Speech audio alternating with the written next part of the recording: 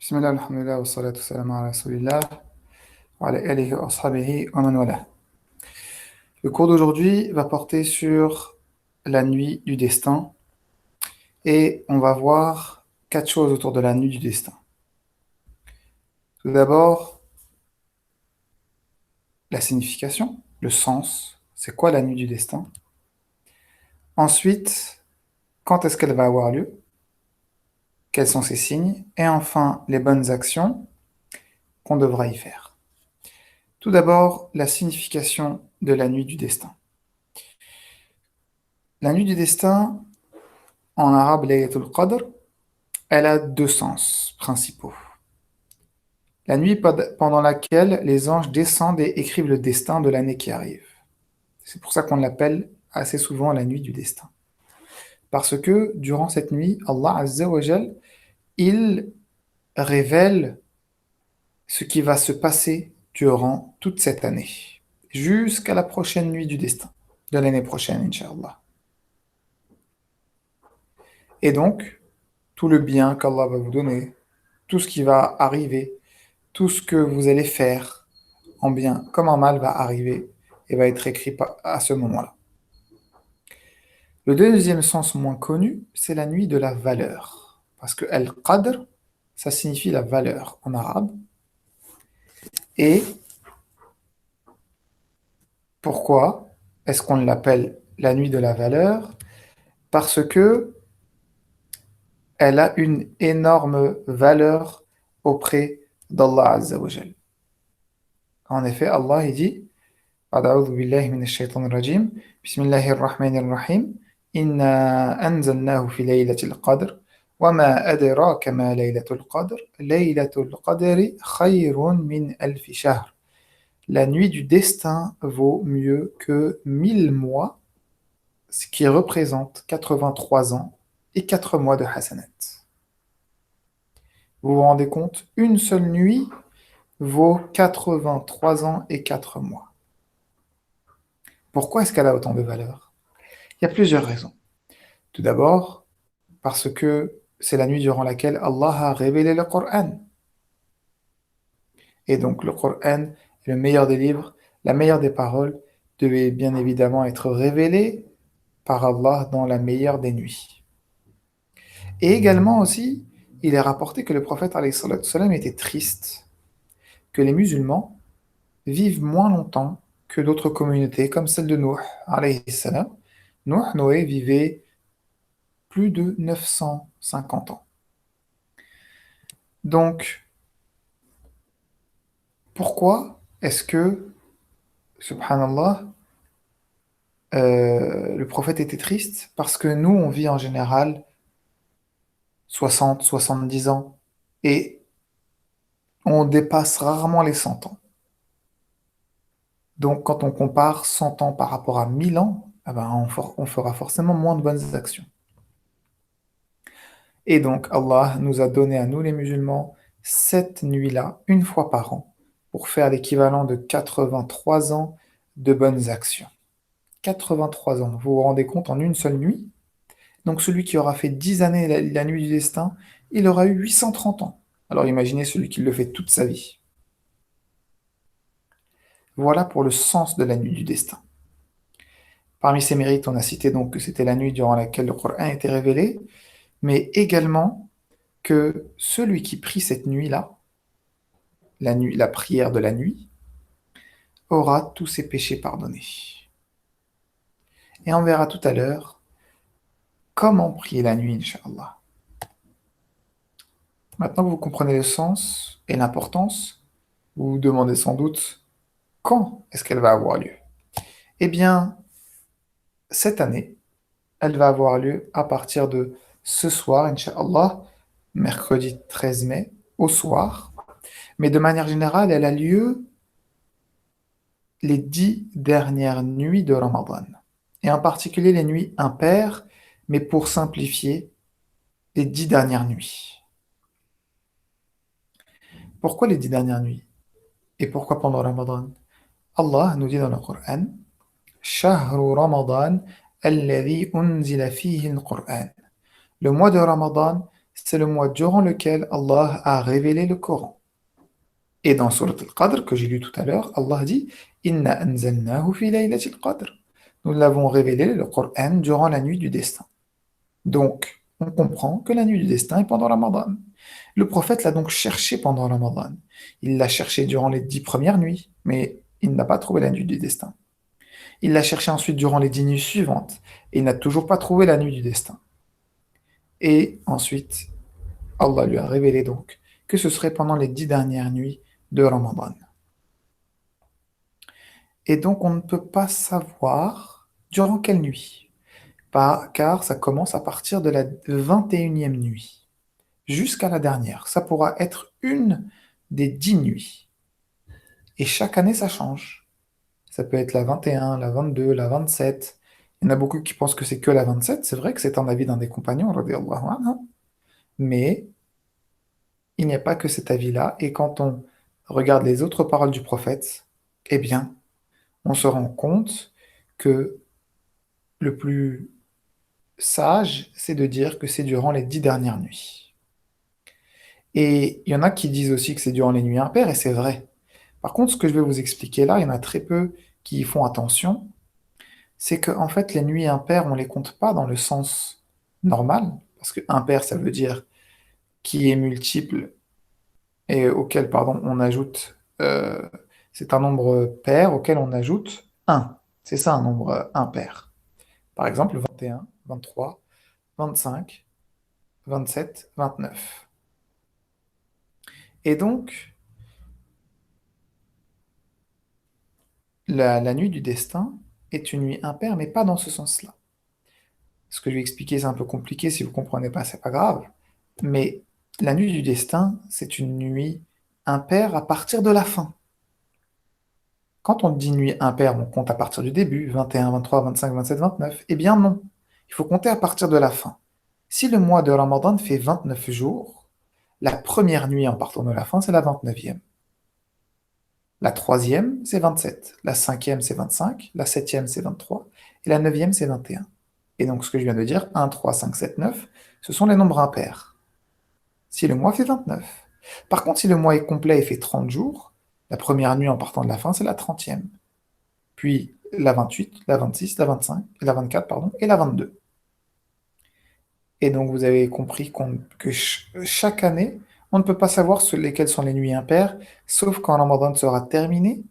Donc, le plus simple est d'agir durant les 10 nuits, à partir de la 21e, donc oui, à partir de ce soir pour cette année de Ramadan 1441. Dès ce soir, ça pourra l'être, mais on n'est pas sûr que c'est ce soir. Ça peut être ce soir, ça peut être demain soir, ça peut être vendredi soir, ça peut être samedi soir, dimanche, lundi, mardi, mercredi, jeudi et vendredi soir prochain. Peut-être même. On ne sait pas. Il faudra agir durant toutes les nuits qui restent de Ramadan. Et ça, c'est très important. Et tout à l'heure, je vais y revenir encore, Inch'Allah. Donc, pour résumer, il y a la nuit du destin et durant les 10 dernières nuits de Ramadan. Maintenant, vous avez peut-être entendu parler des signes. Il y a des signes qui nous indiquent quand est-ce qu'a lieu la nuit du destin. Et ces signes-là, eh bien, il y en a qui sont pendant et il y en a qui sont après la nuit du destin. Et avant d'en parler, je voulais insister sur le fait que les signes ne sont pas là pour nous dire est-ce que on, euh, la nuit du destin est passée, c'est terminé, ou c'est bon, c'est ce soir et le reste, je fais plus rien. Non, non, non. Je vous en parle parce que le prophète nous en a parlé et pour vous expliquer, pour que vous ne compreniez pas de travers l'utilité des signes. Ils sont là pour nous motiver, mais ils ne sont pas là pour qu'on soit sûr, car on n'a pas le droit de dire et on n'a pas le droit d'assurer que la nuit du destin est telle ou telle nuit. Et vous allez comprendre concrètement. Oui, parce que d'habitude, il y en a qui donnent des dates précises, mais nous n'avons pas le droit de donner des dates précises si on suit ce que j'ai expliqué tout à l'heure. D'accord? Il y en a qui donnent la date du 27. Ça, c'est autre chose. Il y en a qui pensent que c'est cet avis, mais si on garde l'avis le plus général, que c'est les 10 dernières nuits, on n'a pas le droit de dire c'est telle ou telle nuit. Parce qu'il y a d'abord les signes pendant la nuit du destin, dans Laylat al-Qadr, Allah va faire descendre les anges. En effet, à la fin de la sourate, Allah il dit تنزل الملائكة والروح فيها بإذن ربهم من كل أمر. Les anges descendent en très grand nombre, et quand ils descendent, ils amènent avec eux la tranquillité. En effet, Allah termine la sourate en disant Salamun hiya hatta matla' al-fajr. C'est une tranquillité jusqu'à l'aube, c'est-à-dire jusqu'au Fajr. La nuit du destin commence au Maghrib et se termine au Fajr. Mais au Maghrib de la veille, c'est-à-dire dans la manière dont on compte dans notre religion, la nuit précède le jour. Comme aujourd'hui on est le 20e jour, ce soir, la nuit de ce soir, ce ne sera pas la 20e nuit, ce sera la 21e, car la 20e nuit était la veille d'aujourd'hui. Demain, ce sera le 21e jour, mais c'est ce soir la 21e nuit. Et donc ça commence au coucher du soleil la nuit, aujourd'hui donc c'est environ 21 heures, jusqu'à environ 4 heures du matin jusqu'au Fajr. Et Allah dit donc, Salamun hiya hatta matla' al-fajr. Durant cette nuit, on va bien se sentir. Il y aura une tranquillité, une paix. Il est même rapporté qu'il ne fera ni trop chaud ni trop froid. Ça, c'est le premier signe pendant la nuit. Mais il y a une autre manière de lire le verset. C'est de dire Salam et de s'arrêter là. Hiya hatta matla' al-fajr. Donc c'est une paix. Il y aura, pardon, un salam de la part des anges, point. Et hiya hatta matla' al-fajr. Et elle sera jusqu'à la levée de l'aube. Et là, on comprend le deuxième signe, la nuit durant laquelle les anges transmettent le salam aux musulmans, et certains rapprochés d'Allah pourront même l'entendre. Ça, c'est par contre très rare, et c'est ce qu'on appelle une karama, un miracle pour les musulmans, de ressentir et d'entendre parfois le salam des anges, mais ce n'est pas donné à tout le monde, il faut être vraiment rapproché d'Allah Azza wa Jal en l'adorant, en s'écartant des péchés et en faisant les bonnes actions. Mais, je répète, on ne pourra pas dire que la nuit du destin a lieu si on se sent bien. Il y a d'autres nuits où vous vous êtes déjà senti bien, c'est pas pour autant que c'est la nuit du destin. Ça, c'est concernant les signes pendant. Mais il y a aussi des signes, et un signe en particulier après, c'est que le soleil aura une lumière blanchâtre et plus faible à cause des nombreux anges. En effet, Allah dit تنزل الملائكة والروح فيها بإذن ربهم من كل أمر. Les anges descendront. Les anges descendront, et quand les anges descendront, eh bien, à ce moment-là, comme ils sont faits de lumière, ces anges-là, ils vont avoir tellement de lumière qu'ils vont rendre la lumière du soleil plus faible. Car il y aura des milliers, des millions, peut-être des milliards d'anges qui vont descendre. Et c'est un peu comme si le soleil, c'était une lampe torche. Si vous prenez une lampe torche, que vous allumez dans un endroit où il fait sombre, ben elle va être très puissante. Vous pouvez faire l'essai même. Par exemple, aller dans votre salle de bain, éteignez les lumières et prenez une lampe torche ou le flash de votre téléphone. Vous allez voir qu'il est très puissant.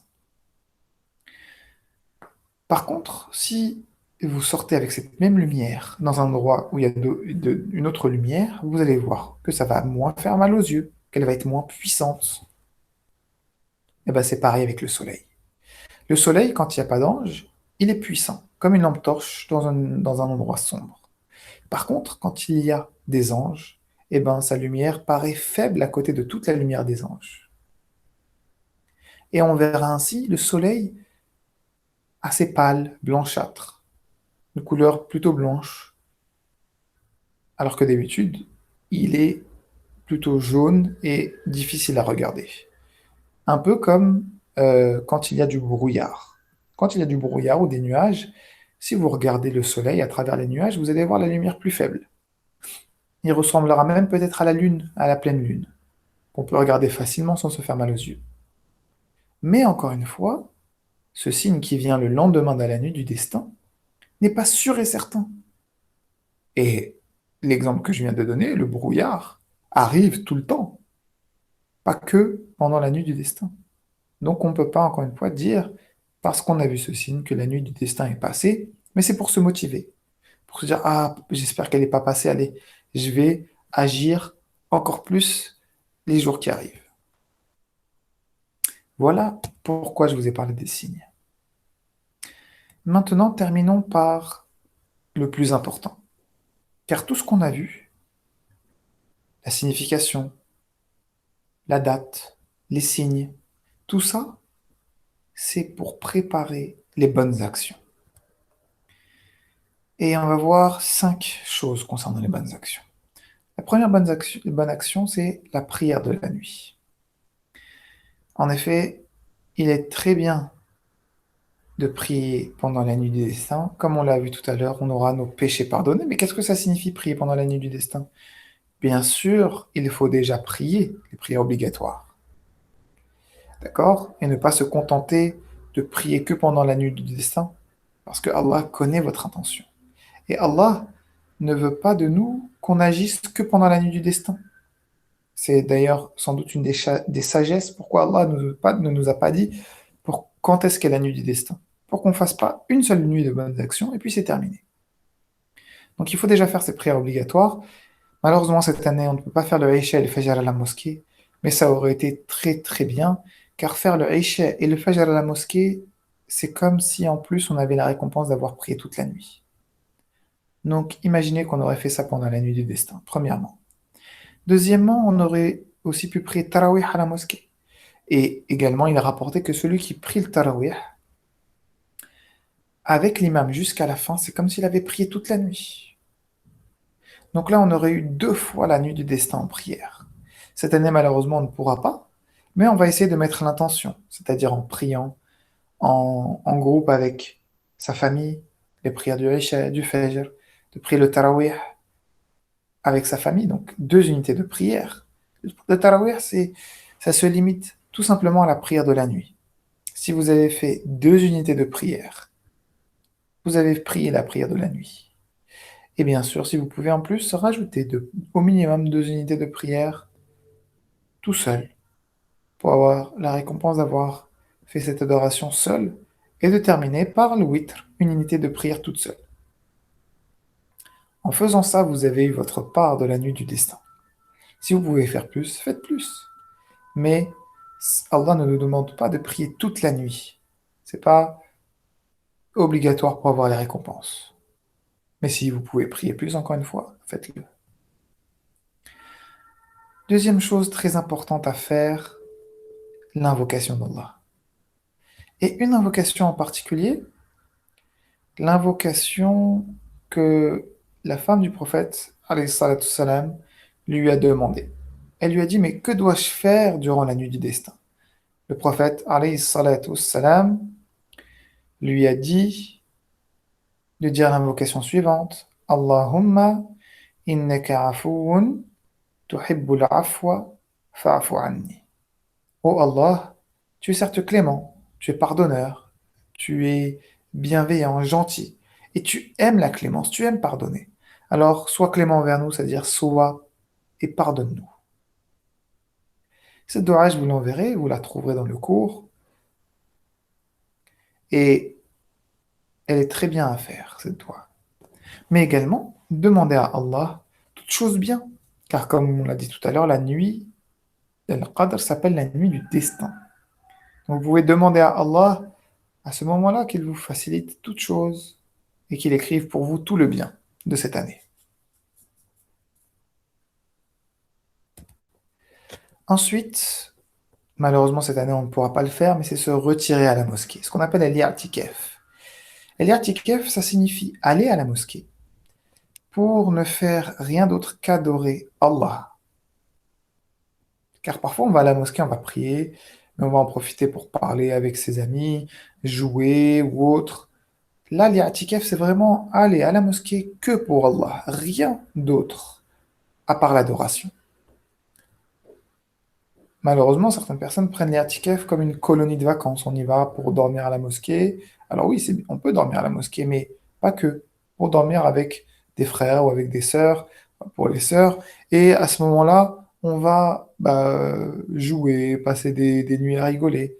Non, c'est pas ça l'i'tikaf. Là, on a dénaturé l'i'tikaf quand on fait ça. L'i'tikaf, ça veut dire je vais à la mosquée pour passer du temps que avec Allah, que pour Allah.